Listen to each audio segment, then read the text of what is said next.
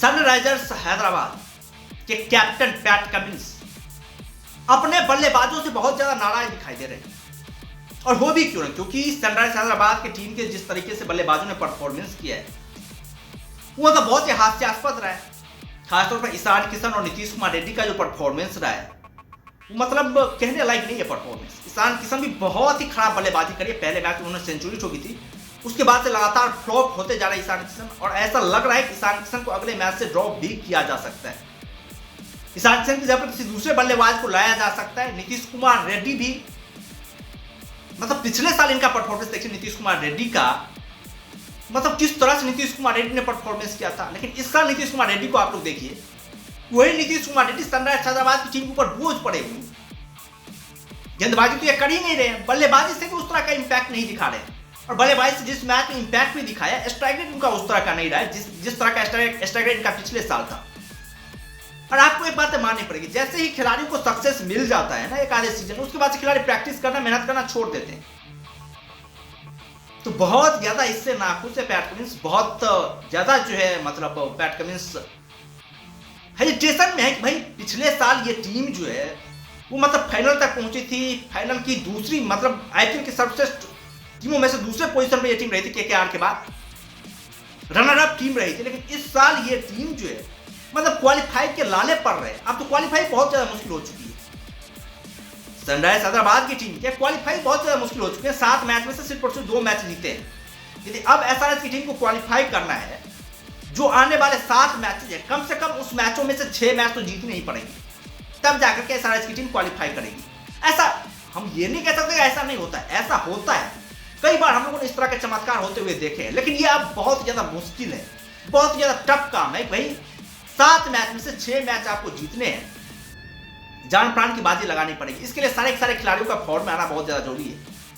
लेकिन सारे खिलाड़ी इनके फॉर्म में ही नहीं है। इनके मैनेजमेंट की भी थोड़ी सी लापरवाही है।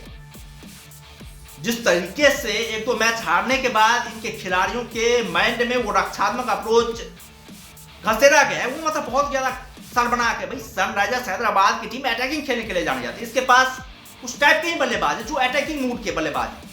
उसके दिमाग में यदि आप ये बातें घुसाने की कोशिश करते हैं कि भाई आपको थोड़ा समझ कर खेलना है, गेम प्लानिंग के अकॉर्डिंग खेलना है, तो वो सारे बल्लेबाज नर्वस हो जाएंगे। वो नर्वसनेस दिखी है। टीवी सेट जैसा बल्लेबाज यदि इस तरह की बल्लेबाजी किया है, 28 रन बनाए उन्होंने 29 गेंदों पर मुंबई इंडियंस के खिलाफ, ये उसी का परिणाम है कि सामने से विकेट गिर रहे हैं, उसके ऊपर प्रेशर आ रहा है, वो रुक करके खेल रहा है। तो टीवी सेट की इस तरह की बल्लेबाजी आप लोगों ने मुश्किल पिचों पर भी नहीं देखी होगी, जहां पर पिचें बहुत ज्यादा मुश्किल हो, जहां पर टेस्ट मैच होता है, टेस्ट मैच में वो इस तरह की बल्लेबाजी नहीं। पैट कमिंस ने साफ तौर पर कहा है कि भाई टीम में जो है वो आक्रामकता लानी पड़ेगी।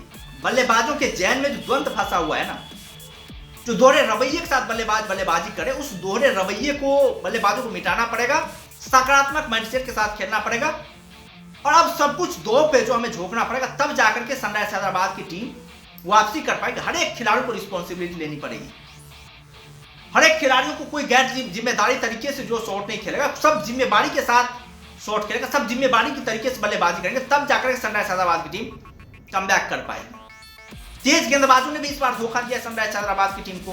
हमें तो ये नहीं पता चल रहा है कि भुवनेश्वर कुमार, टी नटराजन जैसे उनके पास गेंदबाज थे, क्योंकि इतने कमाल की गेंदबाजी करे थे, इतनी जबरदस्त गेंदबाजी करे थे। इन गेंदबाजों को रिलीज करने की क्या जरूरत थी? इन गेंदबाजों को रिलीज करने की क्या जरूरत थी? आप भुवनेश्वर कुमार को रख सकते थे, टी नटराजन जैसे गेंदबाज को रख सकते थे। टी नटराजन जिस तरीके से यॉर्कर डालते हैं, काफी कमाल के यॉर्कर डालते हैं। भुवनेश्वर कुमार जिस तरह गेंदबाजी करते हैं, आप सभी लोग देखते हैं कि आरसीबी की टीम भुवनेश्वर कुमार को लेकर के मजबूत बनी हुई है।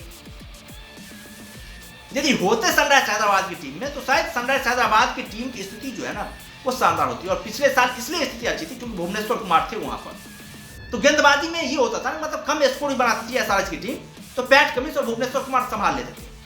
अब हो क्या गया कि पैट कमिंस तो एक तरफ से शानदार गेंदबाजी कर रहे हैं, लेकिन दूसरी तरफ से मोहम्मद शमी को वो साथ नहीं मिल रहा है। मोहम्मद शमी बहुत ज्यादा महंगे साबित हो रहे हैं, लाइन लेंथ उनकी सही नहीं होती है, बहुत ज्यादा मार खाते हैं।